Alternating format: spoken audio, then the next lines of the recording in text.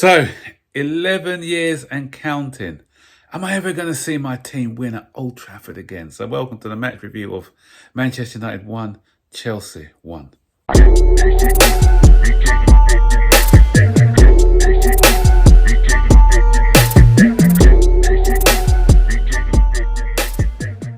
2013, one matter. Remember the date, remember the name, because that's the last time Chelsea have won a game at Old Trafford.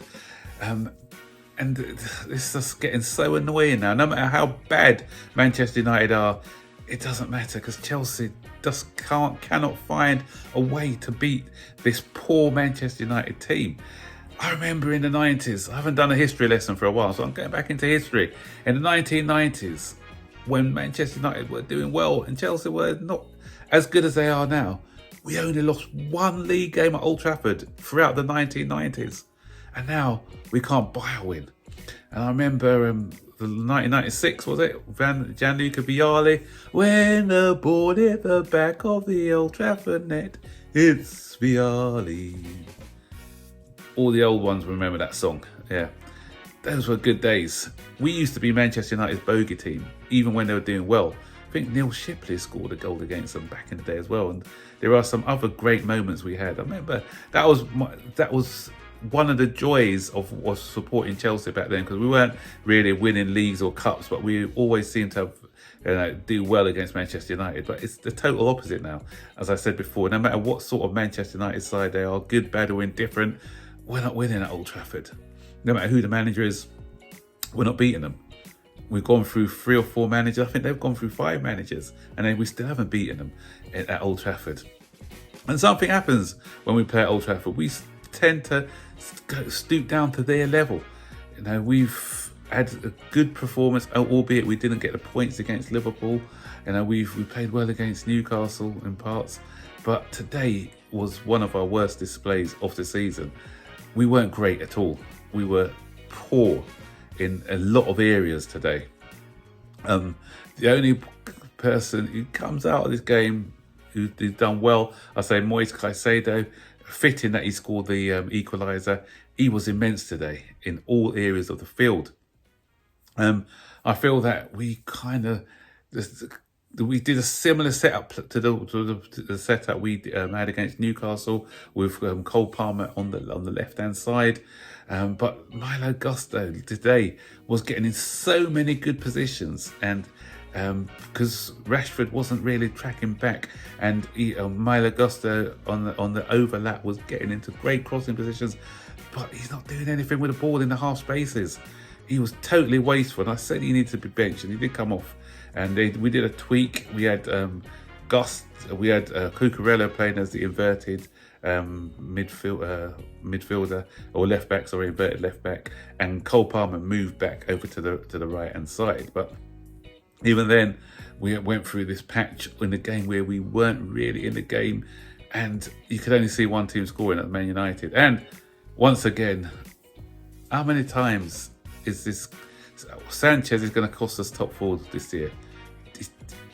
He's an accident waiting to happen, and once again, messed up with the penalty.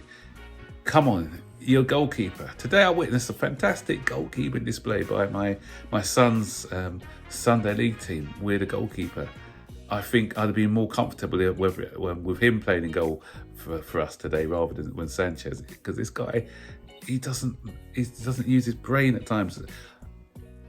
Bad play by Fofana. I think Fofana, I don't know what's wrong with him since his injury, since he's come back. He's not looking the same player. Mistimed his header, allowed Højlund through. Højlund's touch was taking him away from goal. And then so what does our goalkeeper do? Okay, he did make himself big, but he goes to try and get to the ball. Why is he trying to get to the ball?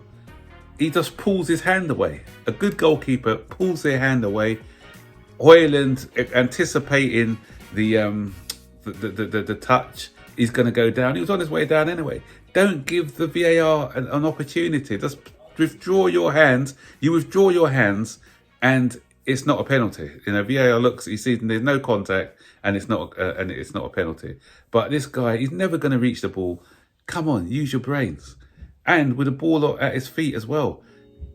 again, playing these long, aimless passes and just giving up easy possession time and time again.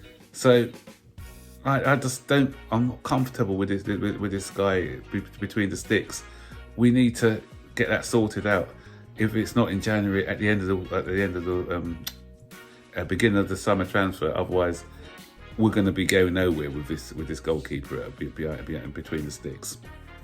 Made one or two decent saves, but that's what he's there for. But in the main, he's not. He's going to cost us games, just like he did today. And the thing is, it was too easy as well. Too easy for Manchester United when we were attacking. We were a bit blunt in attack. If Cole Palmer's not at it, then the rest of the team needs to step up. And the only one who showed up was Neto. I'll talk about him in a minute. But Madueke didn't show up today. Even when Mudryk came on today, he was just running down blind alleys. It didn't show up. It's all well and good showing up against the Conference League team. You need to show up where it matters in the Premier League.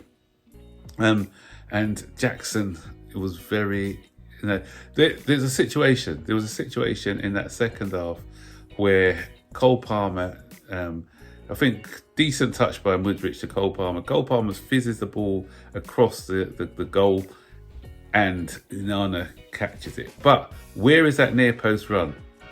As a striker, we need a box presence. I always say about Jackson, I like Jackson as a player, but he's not a out and out 9.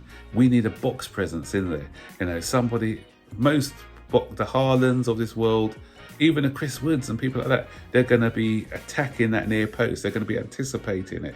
And where was he? I think he was on the edge of the box or something. He was nowhere to be seen. We're looking for a winner. He's not in the box. He's not in the place where it hurts. And that's where I want my striker to be. And that's why somebody like Osimhen or somebody like that, that's where they'll give you that alternative as well. And the thing is, he quite clearly doesn't rate Nkunku. I don't know why. Okay, he's not been playing well. I did say the other day he didn't play very well, but he's someone who's got natural instincts, goal-scoring instincts, and he didn't even bring him on. We're looking for a goal to try and win the game. He's not even being brought on. So no wonder I think he's a bit miffed at the minute, and he's not getting the minutes in big games. So we need to look at that, because today, against, as I said, Man U were there for the taking. We were a bit slow in our build-up. We didn't move the ball around enough.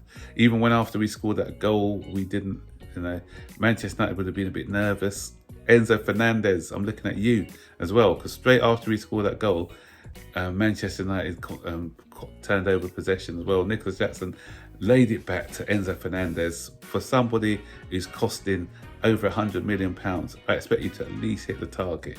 He's knocked that ball over the bar. I did, if you want to watch my pre-match video, it was mainly about Enzo and why I don't think he's suited to the Premier League. Today he came on, his Hollywood passing wasn't great. I don't think he added anything to the game when he came on. I can understand why we took off Lavia. Lavia was getting tired, like similar to the game last week where he tired and so he had to come off. But but as I said, when Fernandez came on, I don't think he sort of gave us anything in that game. So we're still, apart from Newcastle, are the only sort of, I'd say, top team that we've beaten. We still need to try and beat some of these teams. Okay, Manchester United, would you consider them a top team? They're still considered to be a top team, although they're not playing well at the moment. And we still haven't overcome our Old Trafford hoodoo. So psychologically, we've got to get over that barrier. It's disappointing. Well, the only plus is that we've gone above Liverpool at the moment. I mean, above Arsenal, we're in 4th position. Could have been 3rd. Disappointed at this draw because I just want to beat Man U. I want to see us beat Manchester United. We've gone I want to say a decade, 2030. We can. It was like a decade, but not. We've gone over 11 years without beating them at the moment, so it's long. So we that's got to change next season. But it's a point. It's better than 0 points, I suppose. Last year we lost them against them 2-0. So we managed to get a point. Moise Caicedo, as I said, fantastic performance by him, man of the match by a country mile. So what do you guys think of the game? Are you disappointed with the point?